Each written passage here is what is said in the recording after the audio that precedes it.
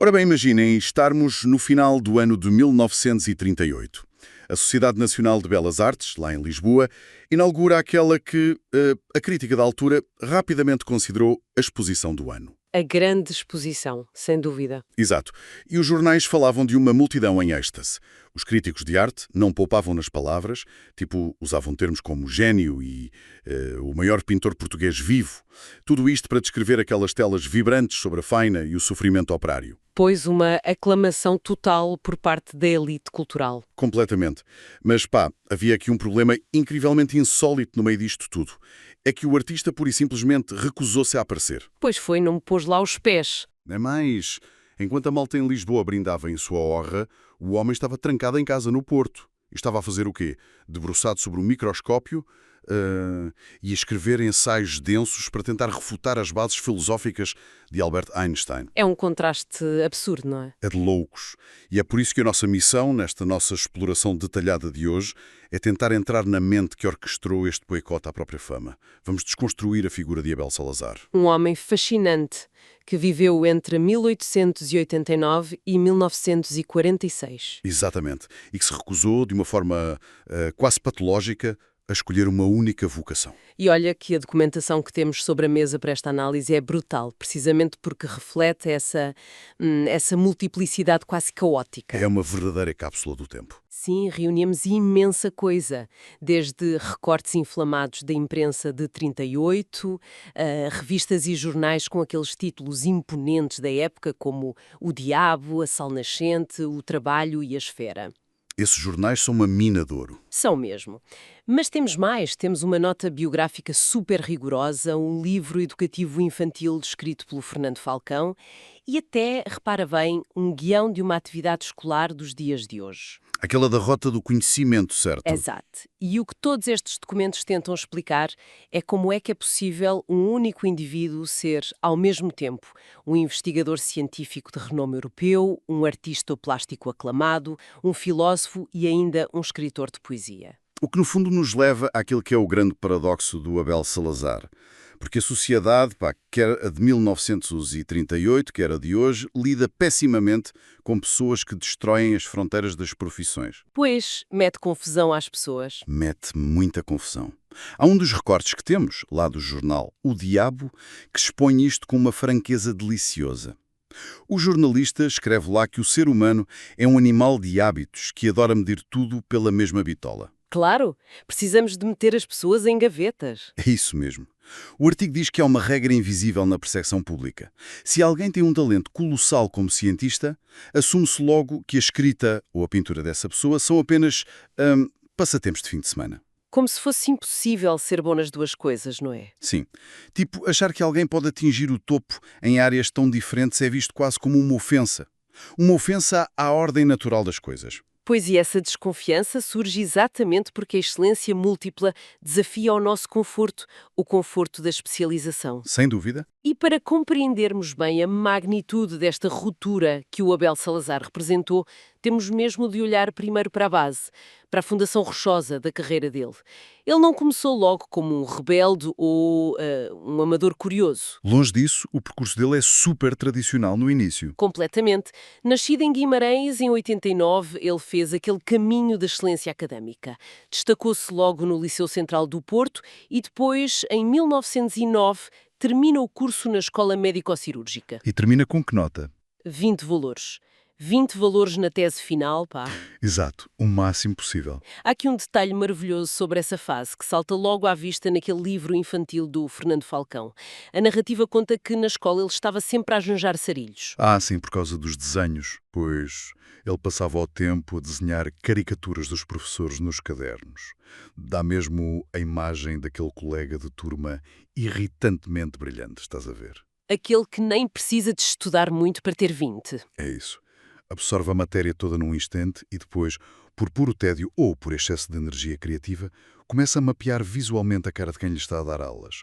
O traço artístico já lá estava a fervilhar debaixo da bata médica. O que torna, repara, a ascensão científica dele ainda mais impressionante.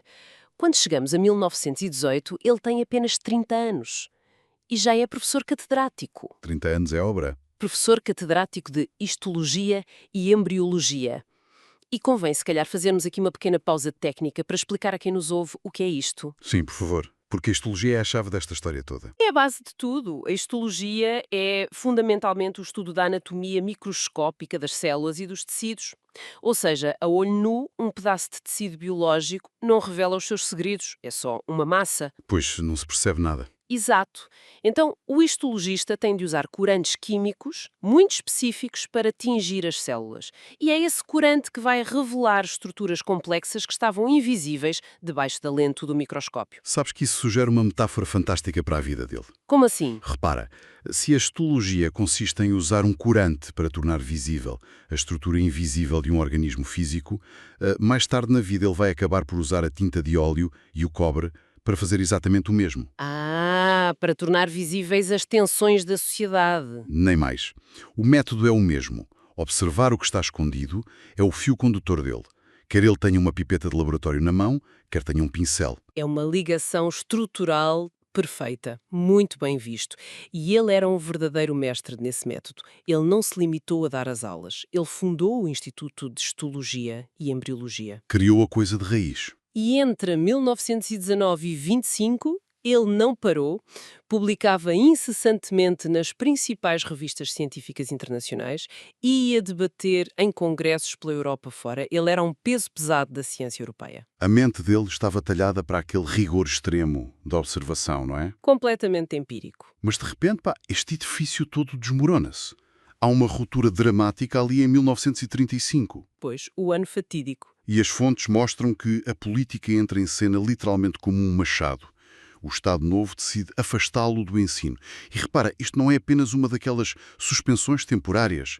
É um apagamento brutal. Tiraram-lhe tudo o que definia a vida dele. Tudo. Ele é impedido de trabalhar no seu próprio laboratório. Fica proibido de entrar na biblioteca, que ele próprio tinha construído na faculdade. E ainda por cima, retiram-lhe o passaporte. Num ápice, este homem que comunicava com a Europa inteira fica encurralado. Preso na sua própria cidade.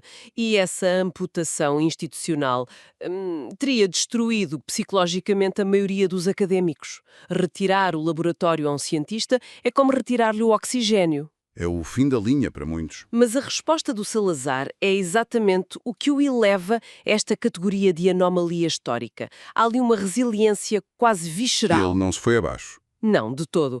Sem acesso ao espaço universitário, ele simplesmente converte a sua própria casa. Ele monta um pequeno laboratório doméstico. Só que aquela energia intelectual brutal que antes ele gastava nas aulas e nas publicações precisava de uma válvula de escape O maior. espaço físico não chegava. Exato. E o livro infantil que temos diz isto com uma poética belíssima. Diz que o coração dele era maior que o peito. É uma frase linda. É essa pressão interna gigante que o empurrou para a tal explosão criativa multidisciplinar. E é precisamente aí que a coisa muda de figura. Ele começa a pintar obsessivamente, a esculpir, a martelar cobre, a escrever de tudo. Já que lhe tiraram o passaporte físico, ele forçou-se a emitir os seus próprios passaportes intelectuais. Viajou através da arte. Exatamente. O que nos leva de volta àquela exposição de 38 em Lisboa. O tal evento onde o artista não meteu os pés. Porque quando nós analisamos os recortes dessa exposição, percebemos que a arte dele não tinha nada de pacífico, pois não? Não pintava flores nem paisagens bonitas. Pois não pintava naturezas mortas para a burguesia enfeitar a sala de estar. Longe disso. O crítico Arturo Portela, na sua crítica fervorosa no jornal O Trabalho, fala mesmo numa ansiedade nervosa de admiração. Os temas do Salazar eram duros, focavam-se na faina dos trabalhadores, nas docas, nas pesadas descargas de mercadorias. Era a vida real, suada. Sim, o jornal aponta para uma tensão de vida e de epopeia, de dor e de sofrimento. Ele basicamente transferiu aquele olhar clínico da medicina para a rua. Foi de secar o tecido social, não é? Exato, com uma crueza tão grande que deixou a crítica de boca aberta. Mas olha, voltando ao tal mistério da ausência dele, o recorte do Diabo relata o espanto das pessoas na exposição. O pessoal perguntava pelo pintor e a resposta era um seco não está, não veio. Simplesmente ignorou o convite. E ele lá no Porto, a quilómetros de distância. Eu pergunto-me, isto não roça ali um bocado a arrogância intelectual? Tipo, alguém que recusa este bem de multidão, no seu momento de glória, não estará a enviar uma mensagem de desdém à própria sociedade que o está a aplaudir?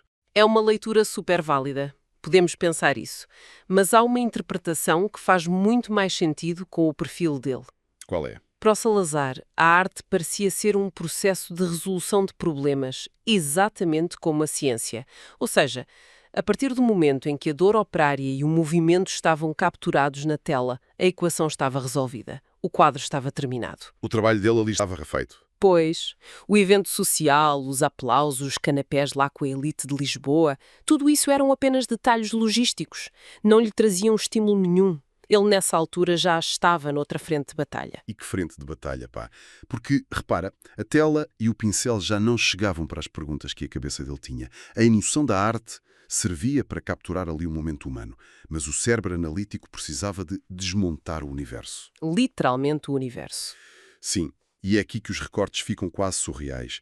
Nós lemos que, numa revista chamada Renovação, o Abel Salazar publicava ensaios densos a tentar desconstruir a epistemologia do Círculo de Viena. E não fica por aí. Foi mais longe. Foi tentar refutar a própria teoria da relatividade de Einstein.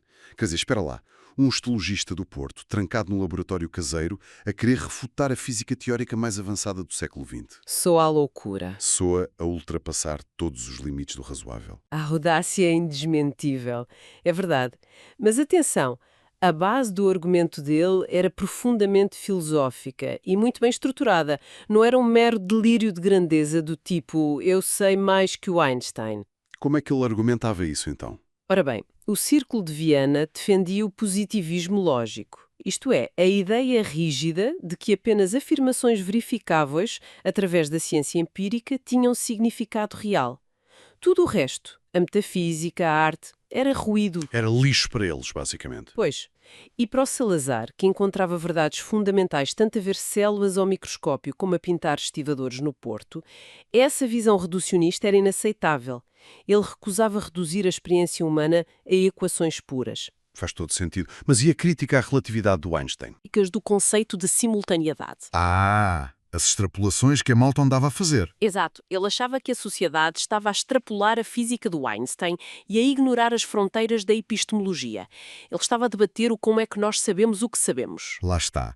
Para ele, aquelas gavetas disciplinares eram uma ilusão perigosa. Completamente. A filosofia, a biologia, a matemática, era tudo o mesmo tecido que ele queria perceber. E como se não bastasse arranjar confusão com os físicos teóricos, ele também se meteu na poesia. Pois foi. E não era uma poesia qualquer, era uma poesia de cariz super psicológico. O livro Paris, em 1934, é o grande exemplo. Os críticos da revista Sol Nascente descrevem a obra como amarga, dolorida e quase apocalíptica. Uma visão muito crua. Muito. Ele descreve Paris não com aquele olhar romântico do costume, mas captando a angústia da cidade, as falhas psicológicas das mulheres parisienses e da metrópole em si. Parecia o cientista a fazer a autópsia à alma de uma cidade.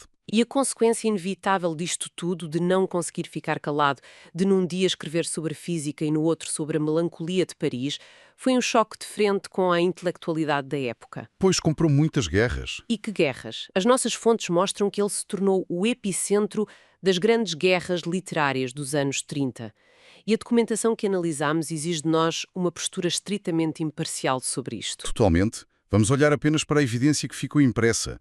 Porque o cenário parece, o equivalente aos debates inflamados que vemos hoje no Twitter ou nas redes sociais, só que nas revistas literárias e com uma prosa demolidora. Sim, o nível de insulto era elevadíssimo. De um lado da barricada temos a prestigiada revista Presença.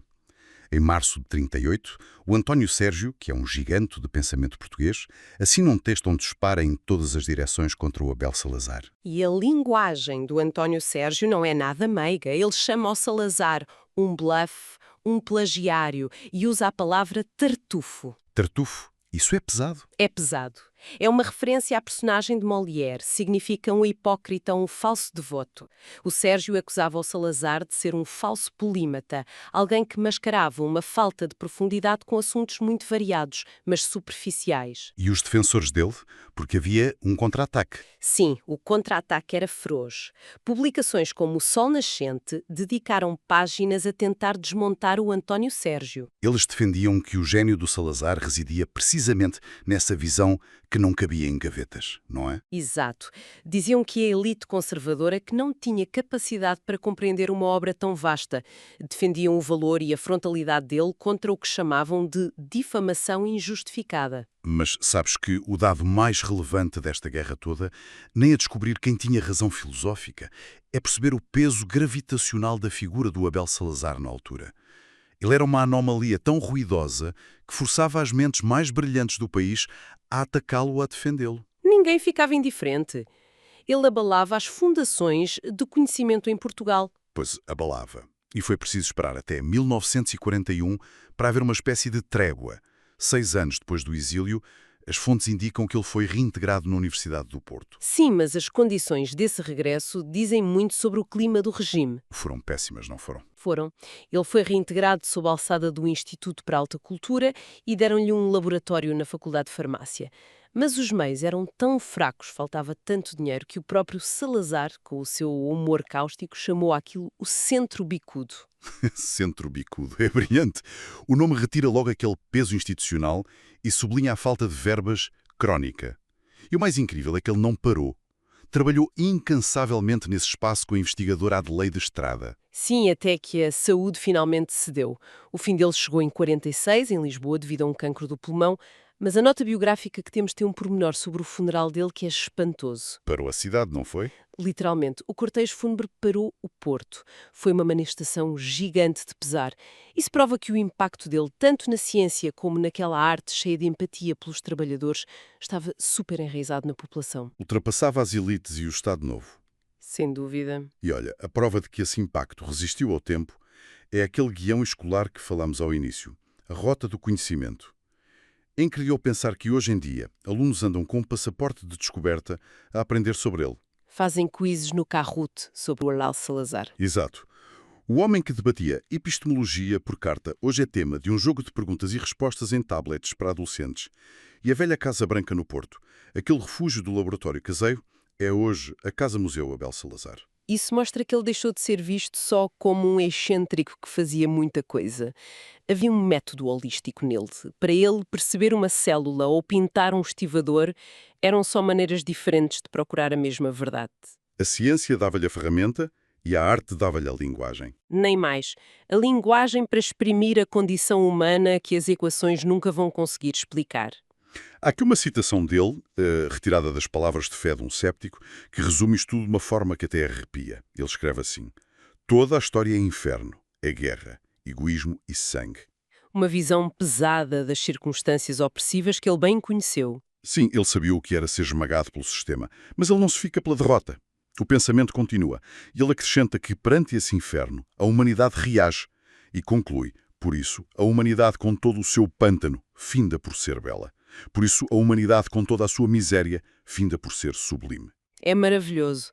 Ele passou a vida a tentar extrair essa sublimidade das coisas mais cruas e difíceis. O que nos deixa aqui uma reflexão final que, eu acho inevitável. Nós hoje vivemos reféns de uma hiperespecialização. O sistema obriga aos miúdos, logo aos 15 anos, a escolher um rótulo, ou és das ciências, ou das artes, ou das humanidades. E ai de quem tente cruzar as vias. Pois. E a pergunta que eu deixo para quem nos está a ouvir refletir é esta.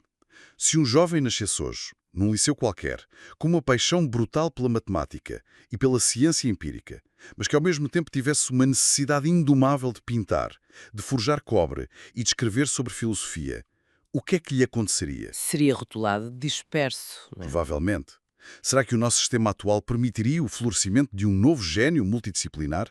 Ou estaríamos nós, com esta obsessão pela eficiência extrema, a asfixiar logo a partir de um espírito renascentista antes sequer dele poder pegar, ao mesmo tempo, num microscópio e num pincel?